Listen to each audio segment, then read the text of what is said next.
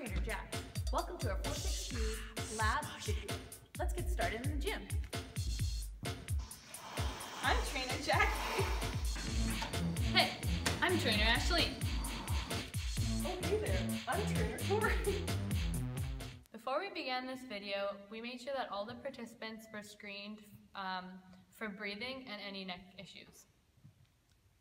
This is the 1 rep max bench test with personal trainer Jasleen Singh. This is my contestant warming up right now to complete this exercise. Let's begin. Hi Ash, we're going to be doing the 1 rep max bench test. This test will assess your upper body strength, and you will be doing as much weight as possible for 1 repetition. The primary muscles used in this exercise are your chest and your triceps. This will help you develop your upper body strength and help you with everyday activities that require you to push objects away from your body. Before we get started with this exercise, and seeing that you already did your dynamic stretch, let's do a proper screening to make sure that you won't get injured when you actually complete this exercise. To make sure also that you don't have any shoulder pain. First exercise, shoulder flexed, elbow flexed, touch your opposite shoulder. Now do an upward motion. Any pain with that? No. Same thing with the other arm. Any pain with that? No.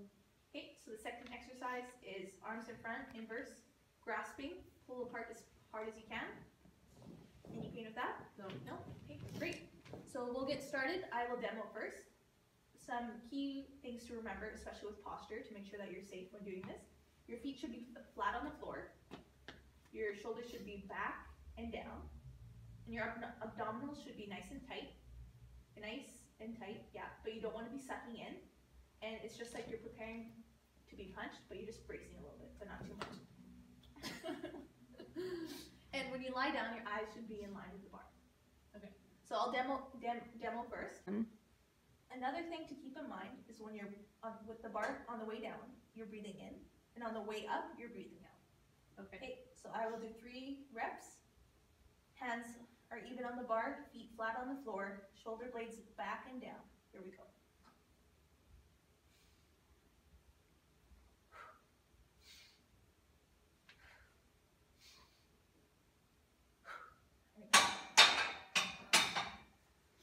Do you have any questions before you start?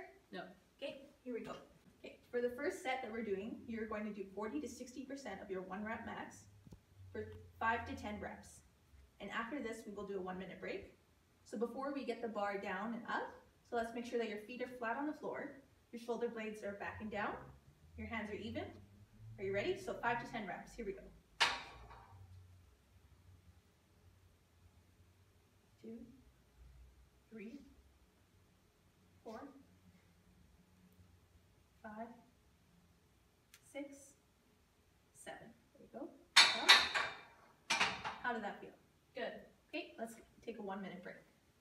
After that 1-minute rest, now we're on to the second set. This is 60 to 80% of your 1 rep max. As you can see, we've gone up 20% of your weight of the last one. For this set, you're doing 3 to 5 reps. So feet flat on the floor, shoulder blades back and down.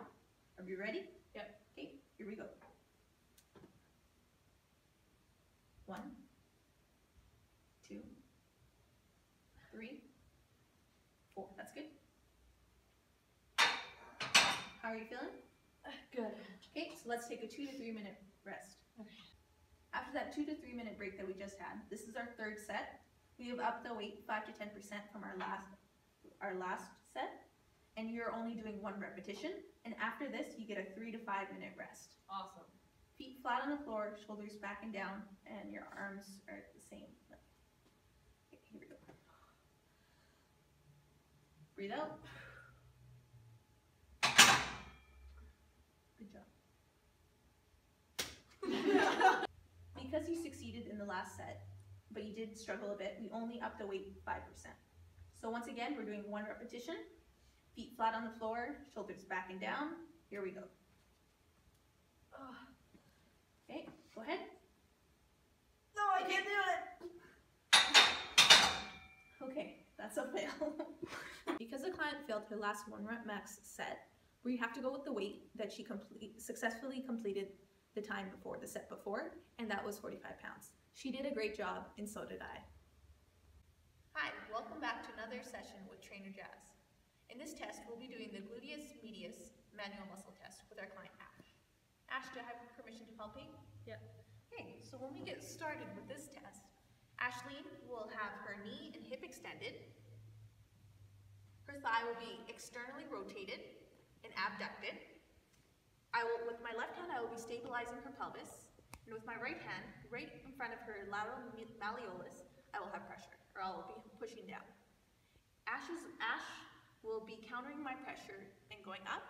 And while she does this, she has to make sure that she has an exaggerated breath out. My pressure down will be with 5 pounds of force in a ramping manner, and it will be held for 4 seconds. Are you ready, Ash? Yep. Okay, here we go. 1, 2, 3, 4. How'd that feel? Release. Good. Good? Things that I'm looking for in this test is hip flexion, knee flexion, hip internal rotation, and spine extension. Those are all signs that the client cannot do that, and you have to make some changes. Because Ashleen met my pressure with ease, and there were no compensation, she scored a 3 out of 3 on this exercise, and she has completely passed the gluteus medius manual muscle test. Hi, I'm Trainer Tori. Today we're going to do a postural assessment of hip and pelvis. So as you can see, the client is demonstrating anterior pelvic tilt and excessive lordosis because her PSIS is more than an inch higher than her ASIS. Normal spinal curvature of the lumbar spine is between 30 and 35 degrees of lordosis. So excessive lordosis is caused by an imbalance of the muscles surrounding the pelvis, which causes the pelvis to tilt forward into an anterior pelvic tilt. These are both risk factors for low back pain. So now we're going to test your hip abduction range of motion. Normal hip abduction is 40 degrees. So I'm going to get you to chop at your hips to find your ASIS. Okay, so permission to palpate? Yes. Okay, so I'm putting my thumb on her ASIS. So this is to see that when she brings her leg out into hip abduction, we're going to make sure that her lumbar spine is not laterally flexing outwards with it. So when my thumb starts to turn outwards, it means that her lumbar spine is also turning outwards. So we want to stop before that. So I'm going to get you to slide your leg out as far as you comfortably can go, or until my thumb starts to move. Okay. Okay, go. Okay, stop there. So you can go back a little bit because my thumb started to move. Good, so you can see that she's around 40 degrees, and that's good. So next we would do your other leg.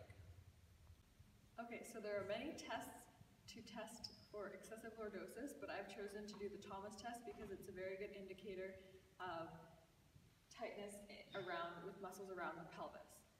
So the Thomas test tests for muscle tightness in the rectus femoris, the psoas major, and the tensor fasciolate.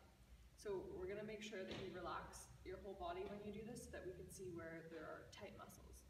So what you're going to do is you're going to stand in front of the table, and you're going to take one of your knees like this, and then I'm going to help you slowly lay back onto the table. Okay, so you can come in front here. So hold one of your knees, and then you can slowly sit back and lay down. Good, so then completely relax. So as you can see, her rectus femoris is tight because her knee angle is greater than 90 degrees. Her hip abduction and her hip flexion are within 0 to 10 degrees, which means that there's not excessive tightness there. So next we can do her other leg, and then we'll be done. Because the client showed quad tightness during the Thomas test, we're going to release her rectus femoris. So we have to release the tissue that is upregulated, causing her anterior pelvic tilt and excessive lordosis, in this case the rectus femoris. So if we don't do this, the brain will continually send signals to the rectus femoris, and she'll continually have this excessive lordosis and anterior pelvic tilt. So what you're going to do is you're going to come to this roller, and you're going to place it in the middle of your thigh, and support yourself with your opposite leg and your 2 arms. And then you're going to roll up and down your thigh like this, 30 times on each leg. Okay, try that.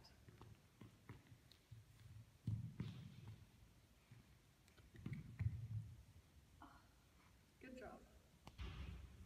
Okay, so make sure that you're doing this slowly so that you can still breathe comfortably throughout the motion. Okay. So next we're going to activate a muscle that is down-regulated. So in this case, we're going to activate her gluteus maximus because it is normally down-regulated with excessive lordosis and anterior pelvic tilt. By activating the glute max, it will cause integration of the muscle into basic movements. Okay, so for the glute bridge, you're going to come onto the mat and you're going to lay on your back with your knees up like this. So what you're going to do is you're just going to raise your hips up like this, firing your glutes, and then bring it back down. Okay, so now you can try doing the glute bridge. So bring your hips off the ground and slowly do that, and then hold it at the top for a second, and then you can slowly go back down. Okay, where did you feel it the most? My hamstring. Okay, so this time, in order to focus the exercise on your glutes, you're going to pretend that you're squeezing something between your bum. And you're going to go up just as far as you can only feel the exercise in your bum. Okay. Okay, go. And then go back down. Okay, was that better? Yeah. So next we would do some sort of weight-bearing motion in order to incorporate some sort of higher level locomotion, and we could do something such as a squat to integrate the glute max. Hi, I'm trainer Ashleen, and today we'll be working on plyometric squat jumps. Plyometrics are exercises that combine strength with the speed of movement to produce power. So in particular, we'll be working on force production and power. So Jackie is my client today, and from Jackie's history assessment, we have gathered that she is 22 years old, she has been participating in 3 months of resistance training, and she has no current injuries. So that makes her a great candidate to start plyometric training. From the chart, we have gathered that she is eligible to be doing 60 to 80 foot contacts. So are you ready, Jackie? Yeah. Okay, so first we'll be looking at Jackie's squat position. So you need to pretend like you're sitting back into a chair or in short stop position. So you need to be bending at your hips and at your knees, and ensure that your knees are over your ankles but not over your toes. And try to shift your weight back into your heels when you're down in that position. Okay, let's see. Perfect. Okay, so since there are 3 progressive stages to plyometric training, I'll first be taking Jackie through level 1, eccentric base strength training. Since we've already done our dynamic warm-up, we'll hop to it. Okay, so level 1, I'm gonna get you to, as you eccentrically load down into your position, to take 5 seconds, pause, and then burst up as fast as you can. So now since I've given you an example, we'll see how you do. Okay, ready? 1, 2, 3, 4, 5, pause, and burst up. Okay, that looked great. So now since we've perfected level 1, we'll move on to level 2. Okay, so level 2 is landing mechanics. So with Jackie today, we'll be doing box jumps down with stabilization. So I want Jackie to hold the position for 3 to 5 seconds once you've landed, so I can ensure that you're landing with the proper mechanics.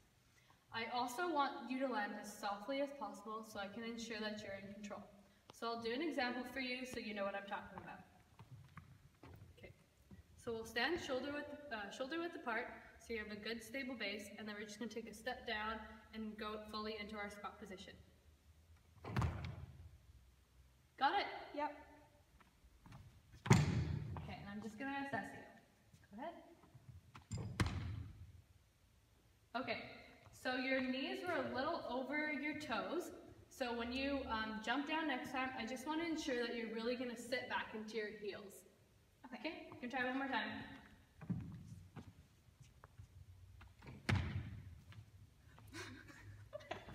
That's okay. Okay, that's okay. We'll try one more time. Not getting embarrassed. Happens to everybody. Okay. Better. So since Jackie has perfected her level 2, we're moving up to level 2 to 3, which is a precursor to level 3, which is true plyometrics training.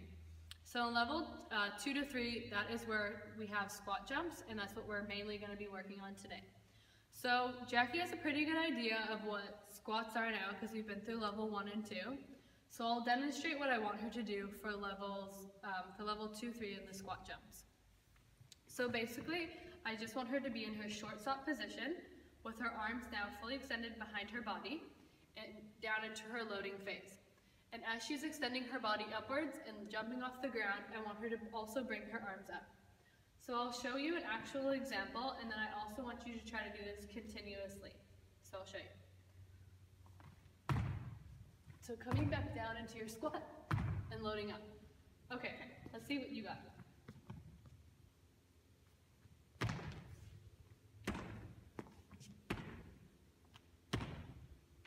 Okay, it's pretty good actually. Okay, so Jackie actually did a pretty good job of that. But if we want to increase the fluidity in her movement, just because this is the first time she's ever done one, we'll do a modification. Okay, so for Jackie's modification, we'll do full body extensions. So it's basically the same as a squat jump. Oh my gosh.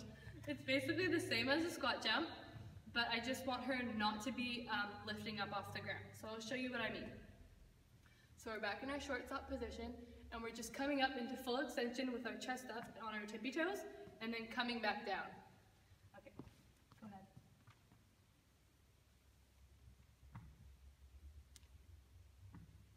Perfect. That concludes this episode of plyometrics training. Okay, so I'll be doing the psoas major test with Jackie today.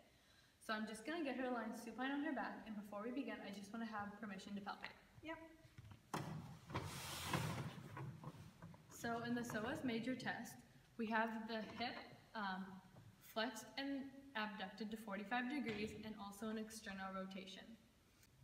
Okay, so before we actually begin, I want to make sure that Jackie is breathing out through her mouth so I know that she's not bracing with other muscles. I'm also just going to tell her that I'll be placing 5 pounds of pressure in a ramping manner, and I want you to meet my pressure when I begin. I'll also be applying my pressure into hip extension and hip abduction, so I just want you to resist that pressure. Okay, so we're going to begin and meet my pressure for 1, 2, 3, 4. Okay, so Jackie did well. She scored a 3.